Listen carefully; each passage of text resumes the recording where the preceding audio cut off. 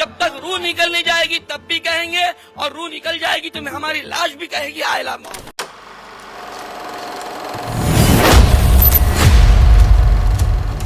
नमस्कार, मैं हूं आपका आदर्श कुमार गुप्ता और आप देख रहे हैं बोलता है भारत। आज हम बात करेंगे ऐसी सच्चाई की जो इस वक्त देश के लिए सबसे बड़ी चुनौती बनी हुई है। आप और हम सोशल मीडिया पर दिन रात बहस करते रहते हैं। कभी कोई कहता है आई लव मोहम्मद, तो कोई जवाब में लिख देता है आई लव महाकाल, और देखते ही देखते यही नारे खबरों की हेडलाइन बन जाते हैं। लेकिन जरा ठहर कर सोचिए, क्या यही असली मुद्दा है? क्या यही देश की सबसे बड़ी चिंता होनी चाहिए?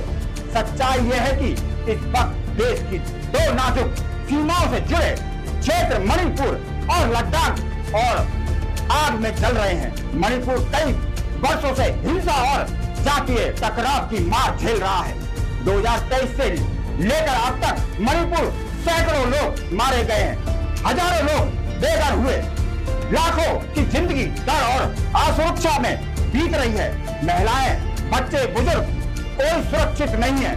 मणिपुर की धरती जो आज कभी अपनी संस्कृति और खूबसूरती के लिए जानी जाती थी, आज बारूद के कंद और गोलियों की आवाज से दहलीज गई है। और अफसोस की बात यह है कि इतने सालों बाद भी वहां शांति लौटती दिखाई नहीं देती। अब बात आती है लद्दाख पर, जिस लद्दाख को हम पर्यटन और प्राकृतिक सुंदरता और के लिए जानते हैं। वहां आज सड़कों पर हजारों लोग प्रदर्शन कर रहे हैं। उनकी मांग साफ है, राजनीतिक प्रतिनिधित्व, अपनी जमीन पर हक और पहचान की गारंटी। लद्दाख के लोग कह रहे हैं कि जब से इसे केंद्र शासित प्रदेश बनाया गया है, उनकी आवाज दबा दी गई है। ना उसके पास अपनी विधानसभा है, ना उनका मुद्दा दिल्ली तक पहुंच रहा है। नतीजा यह है कि लोग खुद को उपेक्षित और ठगा हुआ महसूस कर रहे हैं। दर्शकों, अब जरा एक और कड़ी पर गौर कीजिए।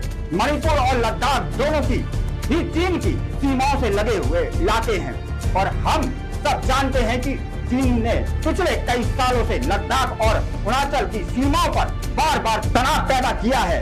गलवान घाटी का नाम आप भूले नहीं होंगे, वो घटना जिसमें हमारे जवानों ने अपनी जान देकर देश की सरहद की रक्षा की थी।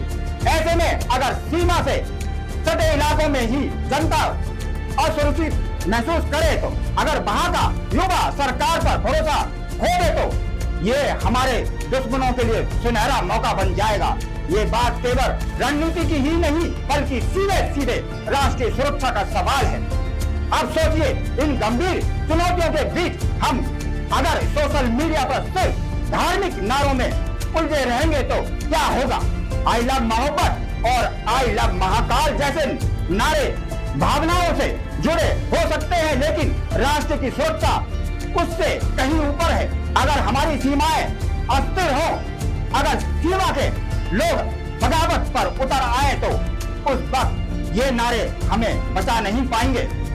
मोदी सरकार के सामने इस समय सबसे बड़ी परीक्षा यह है कि वह पूरी ताकत के साथ मणिपुर और लद्दाख पर फोकस करे, वहां के लोगों की आवाज सुने, उनकी मांगों पर गंभीरता से सोचे, विचार करे और ठोस कदम उठाए। लद्दाख में राजनीतिक प्रतिनिधित्व और जमीन की सुरक्षा की गारंटी देना होगा। नौकरियों में आरक्षण और विकास के पैकेज की जरूरत है। वहीं मणिपुर में जातीय संघर्ष की जुड़े हर संघर्ष के जड़ों तक जाकर समाधान निकालना होगा। निष्पक्ष जांच करनी होगी और शांति बहाल करनी होगी। इसके साथ साथ सीमा सुरक्षा को और मजबूत करना भी जरूरी है। वहां तैनात बलों को अत्याधुनिक उपकरण और साफ रणनीति के साथ सशक्त बनाना होगा, क्योंकि अगर सीमा पर अस्थिरता होगी तो चीन या कोई भी विरोधी देश घुसपैठ और साजिश का फायदा उठाने में देर नहीं करेगा। लेकिन सबसे जरूरी है जनता का भरोसा जीतना। जब तक मणिपुर और लद्दाख का आम इंसान ये महसूस नहीं करेगा कि उसकी बात सुनी जा रही है, तब तक शांति संभव नहीं। सरकार को चाहिए कि वह तुरंत स्थानीय नेतृत्व, सामाजिक संगठनों और युवाओं से संवाद करे, साथ ही ये भी सुनिश्चित करे कि विकास और सुरक्षा का फायदा सबसे आखिरी आदमी तक पहुंचेगा। दोस्तों, भारत की असली ताकत उसकी एकता है। जब हमारे भीतर शांति और विश्वास होगा तभी भारी चुनौतियां का सामना कर पाएंगे।